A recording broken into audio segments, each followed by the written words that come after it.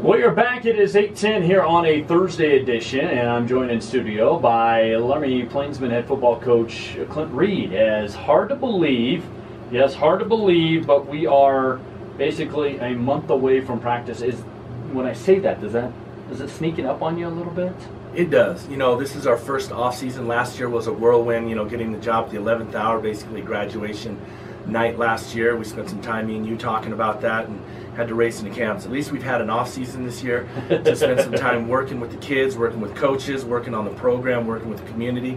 But you know, it's never enough time, and now it's sneaking up on us for 2 days and that first game of the season against KOWB. Yeah, it'll be here before you know it. In fact, that game against Kelly Walsh will be on the road on August 24th, but practice does start on August 6th. So your first off season, how would you kind of describe here how this last month is going? Because I know I checked in with you kind of at the end of May. Is that a little preview, gearing up for it? How has the off season gone? It's gone good. You know, it's not just the phase of the off season in the summer. It really started after the last game last year. Having that first off season, having all those days and months to be able to just, you know, work with the staff, think about and self-reflect, what do we need to do to help increase this program, develop this program, you know, take it to the next step. And we spent a whole lot of time in the off season working with administration, community members, and just working on our weight room and just trying desperately, really, it sounds like desperation, but been around a long time, just trying to get our PE classes, our weight strength classes, getting coaches to work together, understanding that we have multi-sport athletes out there. How can we serve the Laramie High School student body, student athletes? And so in conjunction with UW, conjunction with some grants, and like I said, administration, district level, building level, we were able to do some great things in the weight room in the spring. And that's where it started, getting some iPads, technology, some new equipment, getting people on the same page. And it's a slow process. You know, you got to crawl, walk, and then run. So year one in that, we're still encouraging some collaboration between coaches and programs, but it's a good start, and you humbly try to figure out, you know, what successes you've had, not worry about what you can't control, and just make progress one step at a time. Well, and speaking of those steps, you know, it's been something through the years where you see more and more correlation between that summer off season and the weight room to success in football, and then hopefully your multi-sport athletes continue to climb and excel.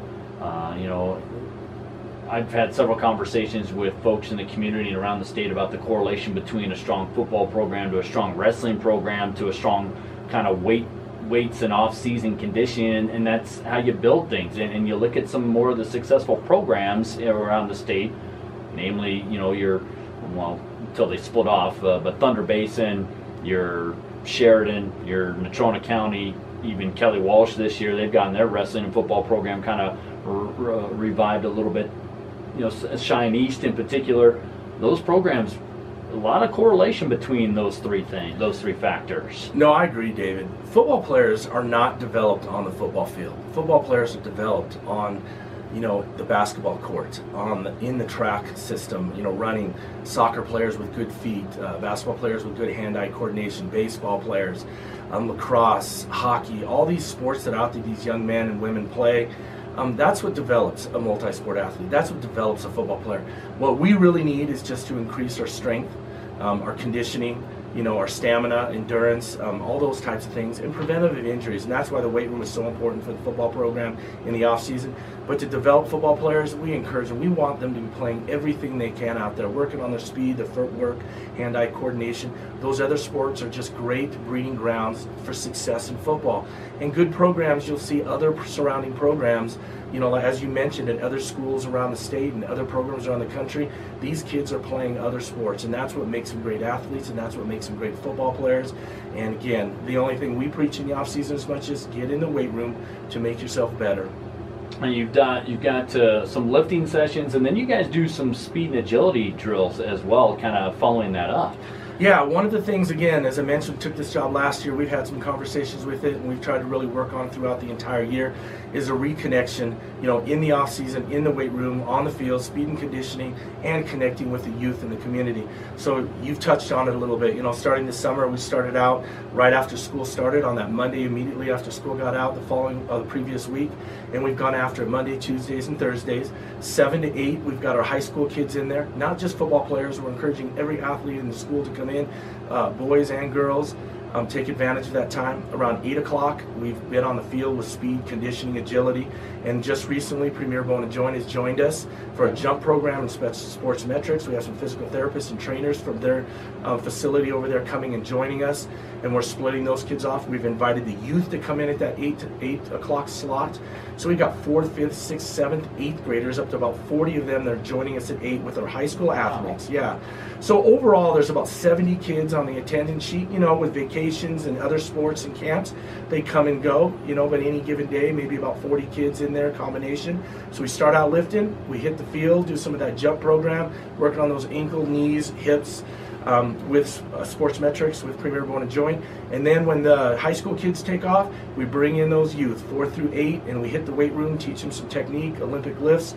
They're not going to get huge right now. We're not there to you know, put some strain on them as youth. What we're there is to teach them technique, understand work capacity, volume, what they are, so it becomes a place they feel safe in, comfortable in, they love it, and as they mature and get older and they become Plainsmen, they're going to hopefully live in that weight room. Yeah, certainly understand that. Now, you guys, a couple weeks ago, you actually took your team to off-season camp activity. Going away, it sounds like the football is from team camps. Less and less of those now available out there, it sounds like. Is that right? No, you're exactly right. You know, between some regulations that happen at the university level with Division I and camps, they've even gone to a lot of more individualized camps. You know, some recruiting tools for them, but some also good fundamentals for the kids, get some numbers and statistics down on paper as far as them, you know, looking for their future. So, and again, it's hard. You know, the kids, we want the kids to promote, you know, other camps, you know, in basketball and baseball and things they're doing. It's hard to get 35, 40 kids to go to a team football camp. Not many people want to go bang in 90-degree weather, you know, and you're not always ready to bang in the summer because, you know, football's a developmental sports where we want to work on the conditioning, the speed, get them ready to hit, you know, and we don't want to have injuries in the summer. So I'd say we're starting to look a little more like basketball. You know, we're hitting 7-on-7 camps, we're hitting some individual camps, getting some technical work. Our big guys are even getting individual camps, but not as much banging in the summer, you know, saving them for the season in that way. Well, so, some of that's injury prevention too. Oh yeah, it is. You hear about kids getting injuries in the summer. You get into a team situation, you know, people are rolling up on each other and situations like that. So it's safer for the kids, it truly is. They also get to work some fundamentals and technique. And like I said, the off season is truly about the weight room in itself anyways. Well, and you took your team to a different spot this year, but also kind of connecting with a former Plainsman. There's a little bit of a bridge here in this regard with what you went to a couple weeks back. It is. We've been connecting with Coach Fulton down there at Colorado School of Mines. Okay. You know, he was up at Black Hills also, and he was at UW for a while. You know, he's an alumni from Laramie High School, so it was great to reconnect with him. It was great to have him as a resource. He's been fantastic, always there as a person for us, as a leading ear, with some ideas and stuff. So again, yeah, Coach Fulton down there was promoting his stuff, and we loved joining him down there. So we went down to Colorado School of Mines for 7-on-7. We are July 16th going to head over south. They're also going to have a 7-on-7. We're going to bring some guys over there on a Monday, all day, have some events in the morning, have some lunch, have some events in the afternoon. So we'll be gearing that up here in the next 10 days for that also. Okay, all right. So a little bit of a different off season than we maybe kind of typically would have thought of with the old school team camp, and you bring everybody together and you try and get as many kids as you can, but it truly is hard nowadays with everything that everybody's got going on. And I know that you've been really a proponent since you took the job last year about involving the youth. You talked about that with the weight room and trying to get the youth in the community, you know, just really build the program from the youth football to the middle school to the high school. And it sounds like the youth are in search of a little bit of help here right now. No, you're exactly right. You know, we've got great families that are always help run that youth program, and they've got a good program down there. They've got good numbers, some good volunteers from coaches, from parents, and from community members. But there hasn't been a connection probably since Coach Detai left, you know, back in 01-02 in that era, where the youth, the junior high and the high school kind of had a tie together. And that's what we're really focusing on these last 12 months. So again, the Laramie Youth Program, you know, they're trying to look for registration by July 31st. It's $100 to register for that program. If you register after August 1st, it's around $125. They're going to do some equipment checkout between 8 and 9 on August, 8th and 9th. Around 5:30 to 7 at the Civic Center. Okay, so August 8th and 9th, that's the equipment checkout. Yep, okay. August 8th and 9th would be equipment 5:37 at the Civics. You can definitely look for all this information on the laramie.youtfootball.org. August 13th, their season will start. They're going to practice right on our high school field as we invited them last year for week 1. Our coaches will try to engage and work with those youth on the first practice so they can do some scouting and drafting. And so we'll kind of engage with those guys, which will be fantastic. Their season concludes around September 29th. But, you know, in a sport where you're looking for volunteers, they really need some parents, some different community members that have a love and interest and passion for young kids and football. They're looking for some coaches at the 4th grade level and the 5th and 6th grade level. So again, you know, take a look at laramie.youthfootball.org. Get a hold of me too at the high school. We will surely put you in contact with the right people to see if you'd like to do some coaching in that. It's a great breeding ground for our junior high. It's a great middle school as it is now. I keep forgetting how it switched. For the longest time, we're all in the same boat, I think, adjusting to the middle school name. So don't kill yourself. Yeah, so we're really trying to get the youth, the middle school, and the high school tied together. We're trying to get our middle school coaches, players, and families on our high school websites and our high school booster club information, so there's a connection and we don't lose kids between the youth and the high school also. So it's been a nice collaboration, and very thankful and blessed for all the efforts and help from all the parents and community members. So if you folks have an interest or could possibly or maybe know of somebody, help spread the word. laramie.youthfootball.org. laramie.youthfootball.org is the good place to go. So if you would love to help out from a coaching perspective, they need some assistance coming up with fourth grade level and then 5th and 6th, as Coach Reed mentioned. We're talking with Laramie head Coach Clint Reed here this morning as we get a little Plainsman update, but also a little youth. I know you've been working with that, and I remember being out there when the youth were out there. That was a lot going on in about a 90-minute span as the coaches were all kind of on the sidelines. Some of them were helping, but they were trying to kind of scout and look at who they were going to be putting and who they wanted to draft on their teams. And so, again, a lot goes into that. And, again, sign up before July 31st, $100, or August 1st and after, it'll be $125. And then the equipment checkout at the Laramie Plains Civic Center August 8th and 9th from 5:30 to 7:30 or 5:30 to 7? 5:30 to 7. Okay, yep. All right. Last but certainly not least, I know you're also trying to assist some folks here in the community. We lost a great valuable resource when Wyotech kind of shut down in the class. They do a lot of volunteer work during Jubilee Days, and I think a lot of folks are going to realize how much they do during Jubilee Days, especially this year, because with their announcement of closing last November, and obviously it's now staying open, as Sarah talked about in our news segment this morning, where they kind of reopen under the new local ownership that took place this Monday with a small class size of 12. They're looking for volunteers to assist primarily with parking out at the rodeo, so out at the fairgrounds as you go out south on 287, and then also with organizing and kind of blocking off the streets for the parade coming up on July 14th. The rodeo will be they really need things starting the 11th with the junior bull riding, and then you got the 12th with the Mr. T, and then rodeo on Friday, Saturday, Sunday, and then the parade, of course, on Saturday morning, July 14th. But you're trying to help out and assist with some volunteer help. Yeah, we get a lot of assistance for the community for our program, so we try to find ways to give back to the community service. It can be challenging. Terry Calling over there is the one who contacted us with the board, and we want to do what we can, but anyone else in the community can also give their time.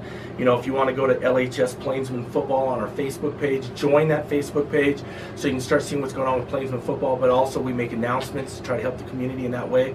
We've, through our booster club too, also LP Football Nation at gmail.com is also a place to get connected with our programs. But on both those sites, we've listed some of the stuff that they're needing for assistance in that Jubilee Days. We even have a Google Doc sheet going out for a work sign up for times.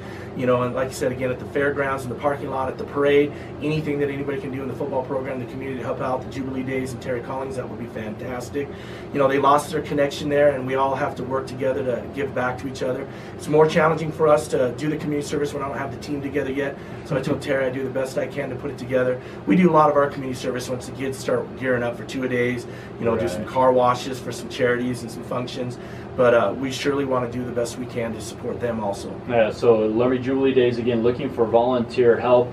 You can also hit them at laramiejubileedays.com if you would like to reach out and you know, grab a little volunteer opportunity. But they really need some help with assisting with the parking out at the fairgrounds for all the rodeo action Wednesday through Sunday, July 11th through the 15th, and then again on the parade Saturday morning, July 14th. So, and again, throw out that information again, whether website or Facebook. What were you talking about there? Just so our Plainsman Facebook, LHS Plainsman Football, is our Facebook site, and we'll try to post anything for community stuff and the football program and Laramie High School in general. You know, good shout out to all those programs and athletic programs that we try to post on there. And then we have our LP Football Nation at gmail.com is our Booster Club email. You know, join us on there if you're a parent, community member, and want to be involved in Plainsman football as the season progresses and in the off seasons. We'd love to have you on that site also as we move forward. So, just looking at volunteer opportunities again, July 11th through July 15th. If you can help out, especially considering. You know, it is kind of tough to think about, but Wyotech ended up, you know, kind of shrinking. They're staying open, but they just started classes on Monday. They don't have the giant kind of community service base that they used to have. Exactly. But now folks in the community are probably going to realize just how much community work that those guys did. That attended school over there. So if you can help out from a volunteer standpoint, they certainly would appreciate it. And again, also you can reach out to them at laramie.jubileedays.com.